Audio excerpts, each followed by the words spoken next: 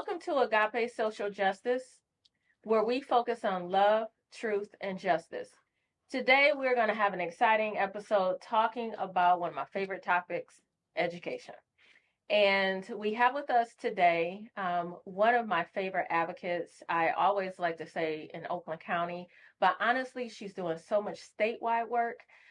So please welcome with me Danielle Ware, who's with us today. Danielle, thanks for coming. Thank you so much for having me. Glad to be here. And yeah, let's have this conversation. I know, right? I've been waiting for a long time. So tell us a little bit about who you are, what you do. Like, I know as a profession, you're an engineer, but tell us how you made that transition from your prior career to what you do now in education. Well, I started in the automotive industry, doing engineering, supervision in manufacturing, as well as program management and supervision and program management. So I had a very long, very good career, but in that time, I always advocated for us because no matter what in our walk of life, Black people seem to always have to do extra, have to do more to get where we're trying to go. I'll never forget. I was working on my master's, and where I worked, they were paying for it because they offer that, right? And you'd be a fool not to go and get your higher education. Exactly. So I was working on my master's, and each semester you have to get your boss to sign the paperwork, to get your classes. And so my boss signed it and made the comment, "You better than me," because I would not go back and get that. I wouldn't do that work. But this is the same person that's telling me I don't have the qualifications to go to the next level, the qualifications being a higher degree. They didn't have it either, yet they're in the position that I'm working to try to get to. So I remember looking at them and thinking, that's the difference. That's the privilege you have, because they weren't Black. They weren't a minority, a person of color at all. They were white. And I was like, that's the privilege you have. Because for me to do the same exact job you do, even though I have the same experience, I do the same work, I was leading my own efforts. Now you're asking me for a degree, an extra degree that you're not even asking for from this person. Right. So it's just that kind of inequity, right? Inequity. So what I realized after a very long time of working is that I'm always advocating. Okay. And I'm okay with that. But as 2020 came on, 2021, 2022, we were in, it just seemed like there was more and more pain and trauma and disenfranchisement happening to the Black community. And I kept feeling like, well, what else can I do? Right. Because just advocating at work isn't enough. Because to get to work, I have to get there without getting pulled over by the cops for driving while Black. To get there or to come home, I have to be able to have work-life balance and not be questioned about needing to leave early to take care of my children in a manner in which you don't question my white counterparts. What can I do? Right. There needs to be more. So we all know that when the great pandemic happened, we were at home. We had a little bit more time on our hands. We're not running all the time. And I got to thinking, I need to do something different. And I need to make a change that is impactful to me, my children, and the rest of the community. Whether they are Black or white or Middle Eastern or Asian, a positive change that lends itself to equity. Okay. And I started in the schools. Okay. Because my kids were in the schools and they were coming home with some horror stories. Okay. And they were coming home, and I have to build them back up after experiencing a day where someone was actively trying to tear them down, whether it was a teacher or students or both. And what I was looking for is for our Black children to be able to go into school and not be traumatized by teachers who for some reason feel like they should have to do more than the child next to them, or they're not, if they're excelling, they couldn't possibly be that smart. There's always a qualifier. There's no access to AP classes, to honors classes. The opportunities you're giving to their white counterparts, you're not offering to them. Why not? Right. And so then I started getting involved. I started asking questions. I didn't have any interest in starting anything new. Let me say that That's again. how it always is. Okay. Let me say that just one more time. I had zero interest in starting anything new. I went to a lot of different groups, and I already was participating in the PTA in the school district. Which I'll save that for another conversation. In my opinion, that is not what we're looking for in terms of the equity. No. So I'm like, okay, no one is really addressing the harm that is happening to Black students. Well, why not? You say you care about the students and then you care about all students, but every time you care about all students, somehow you don't see this harm. Right. Calling our children racial slurs, or calling them hoes, or just teaching them, having them experience slavery as an educational piece. So how do you not see this and not understand that this is harming our kids? So after a lot of looking and searching, I said, okay, I think that I'm going to go talk to some other parents. And I have a wonderful neighbor who during the pandemic we talked, and I said, I need some help. I want to get parents together to advocate. And she was like, hold my beer. And I said, okay.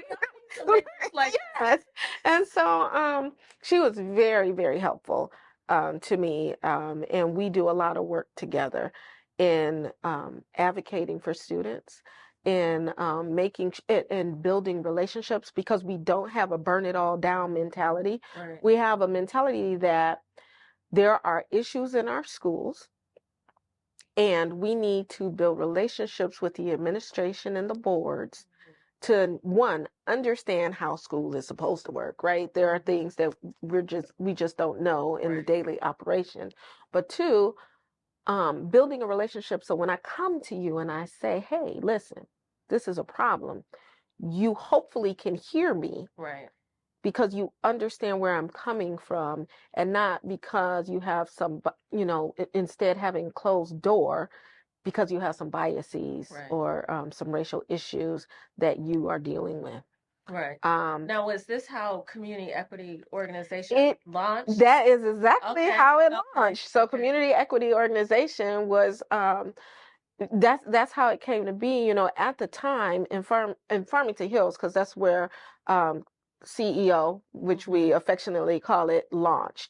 At the time, the Farmington Public School District was having a number of problems, especially Black-centered problems. Okay. And our students, such as, give us an example. Such as just some of the examples that I said were actually Farmington Public School. Okay. So calling students racial slurs, that was a thing. Calling our Black women cheerleaders, Black girl cheerleaders hoes, or acting like they're strippers, and they're not. And they're not, the teachers or administrators doing the harm are not being held accountable. Oh, wait, let me pause for a minute. You're saying the teachers were saying these, not other students? No, not other students. These are teachers. These are administrators causing harm to the children. Wow. So, and then that's what I mean. Like, yes, students can cause harm, and that is bad, but we all do our children a disservice but we do it. We say, oh, that's kids being kids, right? We do that. I'm not telling you it's right. I'm just telling you that I acknowledge, across the board, parents have a habit of seeing harm from student to student as kids just being kids. Right. But these are teachers. Right. These are administrators. These are teachers flying flying the thin blue line flags while they're teaching history and making sure they are teaching the aspect of history that's chattel slavery or Jim Crow laws, and making sure you know where to be in the place that they want you to be. Teaching or just not a safe space for kids to go to school. Right. And just a little side here is when the pandemic happened and our children Black children didn't have to go into school each day. Right. Just the change.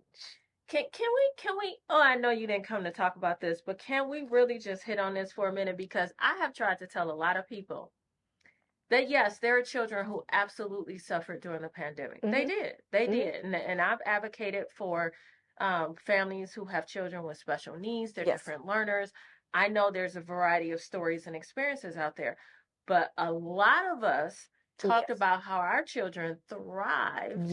And were very inspired and encouraged. And didn't skip a beat. No. They did better than not skip a beat because they didn't have that harm of going to school and being dismissed or being traumatized by just the biases. When you speak to people a certain way, right?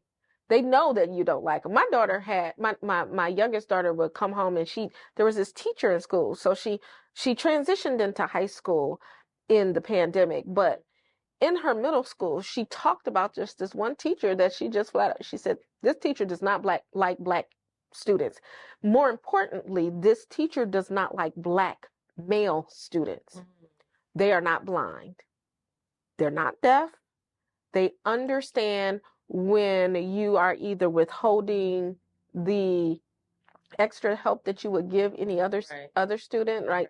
If the child comes to you and says at the end of class, I'm sorry, I didn't understand what you were saying in this piece, rather than saying, oh, hey, let me help you, you have a snide remark. You have well, you should be smarter, or you shouldn't be so dumb, or you should pay more attention, or, where with a child that doesn't look like you and I, you're like, hey, that teacher is like, hey, come on over here and let me show you. Let me try to explain it to you another way.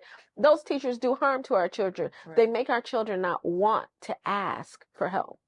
They make us have to go pay extra money outside of the school district because now if we can't teach it to them at home, we have to find a tutor.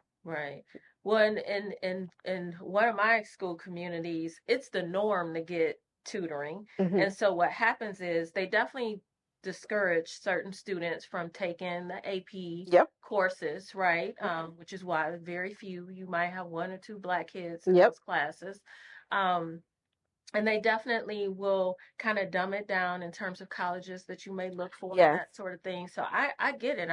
I'm with you that exists.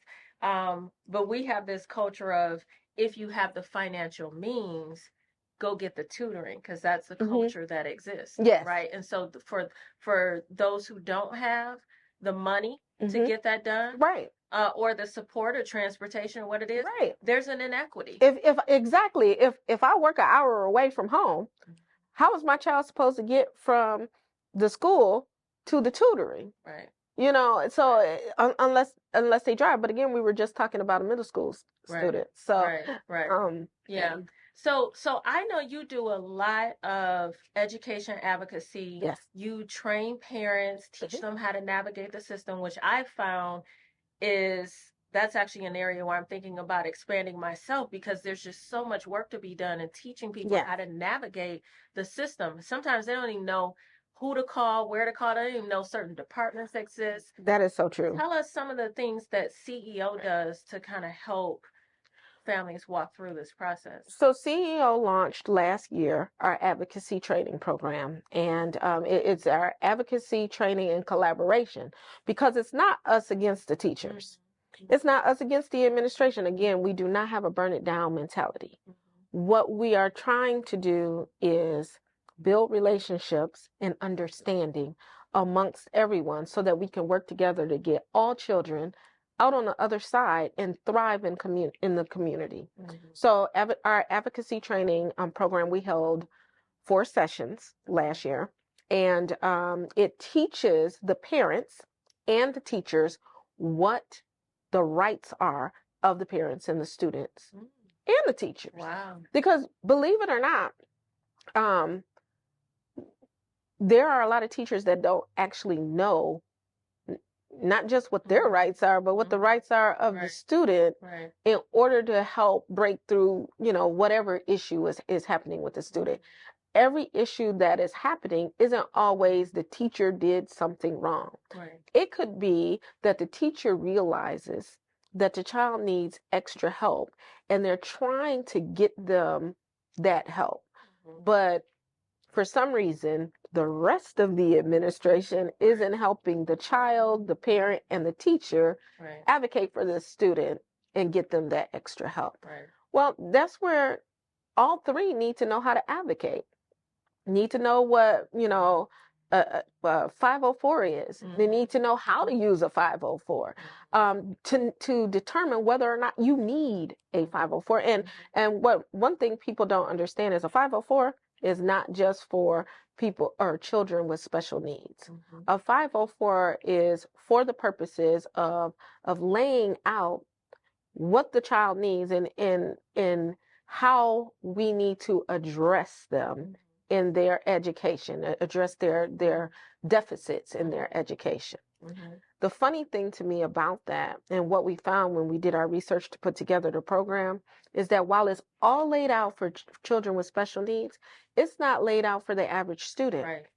And that's weird. You have to fight for right? it. My oldest daughter had a 504 for medical reasons. Yes. And I'm telling you, my husband and I almost had to go in battle on one meeting just to make sure we get everything listed. It's that kind of thing.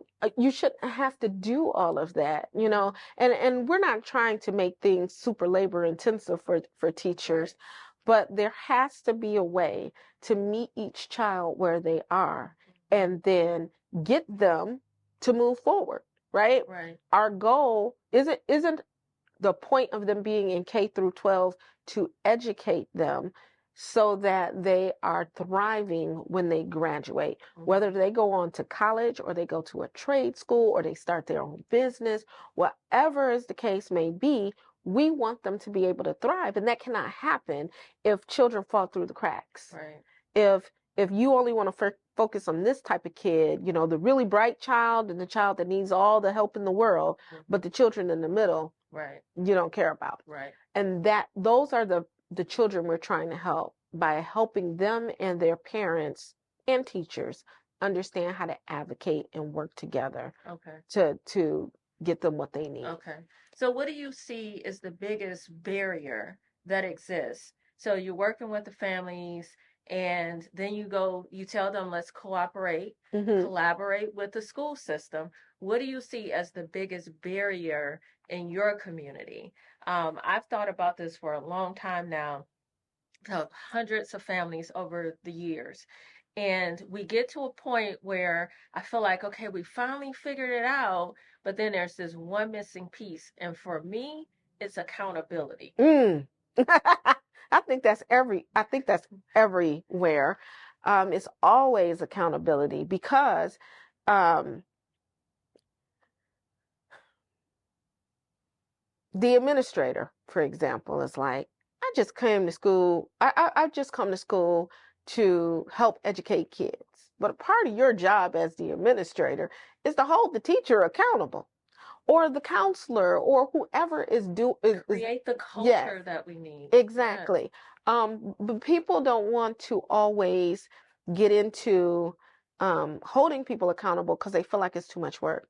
Especially if they feel like it's confrontational all the time. Holding someone accountable, people need to change their mindset. Holding you accountable is not me being confrontational. It's me holding you accountable so that you do what you say you're going to do. And if you don't, the consequences of them, you actually experience them.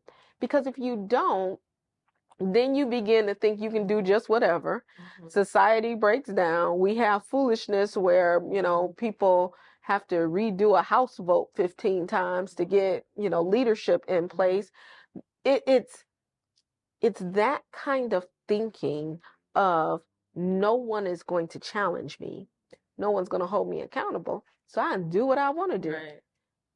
Our way of life just breaks down. It has. And people are harmed from it. We can't live our lives in a bubble. I think that's another piece of how society is breaking down, is because we've tried living our lives in a bubble, right? I personally am not excluded from that thought. And I used to just focus on building my career, going home, taking care of my kids, and just kind of sticking to that. But there's more life around, and I'm realizing that I'm being disenfranchised from things that I shouldn't be disenfranchised from. Right. But they're hoping that I forget Right. and stay distracted. Oh, that's the strategy that I figured out that's being used. Yes. And so half the time they don't care when people show up, right? We're activists, Yes. you know, not just advocates. And so when we show up and we mobilize, they're like, that's going to blow over, because they know, particularly in the type of communities that we live in, they're going to go back to work and they're going to get busy doing the things that they do, and they expect you to just move on. That's a part of their playbook. That is, and it's excellent that you say that, because think about how the problem they saw about 2020 and 2021. We were at home too long. So the first thing to do is get us distracted again, is make us go back to the office. Even though we've proven we can do the work at home and the company can still thrive and be successful, you need me to go back to work, because now when I check out, right, 5:00 comes, 4:30, whatever time I get off work, I don't have to spend another hour in the car to get back home. I get that hour back. I don't have to go get my kids from school, and they don't have after school activities. So now we can immediately engage about their day. Oh, by the way, I'm sitting at home and they're being educated at home. So I hear the culture. I hear the things that they're experiencing, and I can react more quickly than if my child is away at school and I'm away at my job. And I can't hear for myself what's happening to them. So it's breaking through that playbook, and us not being so caught up in our day-to-day that we don't go past showing up. Right. We have to go past showing up. We have to show up. We have to show up. And then we have to go a step further. Yeah. Because if we just, January 11th, where did you come to in January 11th, 2022? You came, you heeded my call when I said, hey, we need some help over here, right? Right. And I didn't do it by myself, but a lot of people got together and we said, hey, we need help. And what we organized, what we needed help for, let's set it for your audience. What we needed help for was because the GOP decided that they were going to come to our school district, to a school board meeting, and they wanted to rally against DEI and masks, the mask requirement, right? Most of it was just DEI.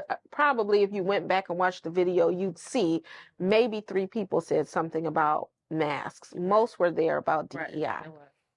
And to them, DEI means you are centering Black voices. That's what that means to people who rail against DEI. You are centering Black voices, and we cannot have that. And I remember there being a lot of misunderstanding in terms of what they thought was being taught in the schools and what was being promoted. And primarily the fear was, we don't want our kids to feel less than because of what's being taught in the schools. Yes. Not CRT at all. And hopefully we've moved past that, I hope. But probably not. share with the listening audience, you have something that actually speaks to this conversation of curriculum and what we need in the schools. And I want to make sure that we get that in the time that you have with us. Tell us about the bill you've been working on and how the community can help push that further. So as with anything, experience, all of a sudden you see all these gaps, right?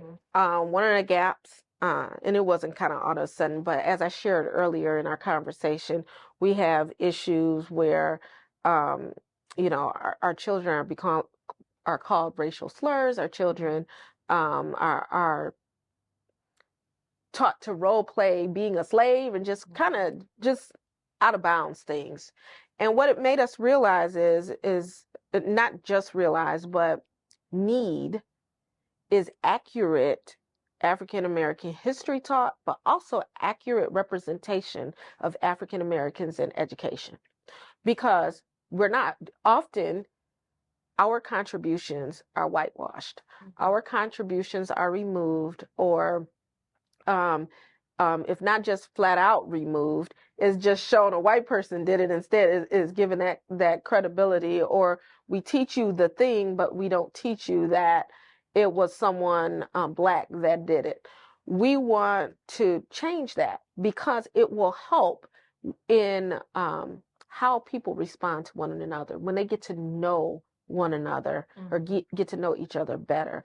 K through 12 is where our children learn to become good citizens. We learn to treat, how to treat each other. Right. We build relationships and things of that nature. Right. And so our education bill is on our website. Okay. You can read it. It is patterned after the TEACH Act that passed in Illinois. Okay. And it passed in New Jersey, and it passed in a version of it passed in California and Pennsylvania. We are meeting with legislators. We have the support of Senator Jeremy Moss, Senator-elect Mary Kavanaugh, and actually by the time this airs, Senator Mary Kavanaugh. What you can do to support us is you can write a letter to your House rep or your Michigan senator and go to our website, which is www.community-equity.org. And we already have a letter written for you that you could use to send to them in your support for the education bill.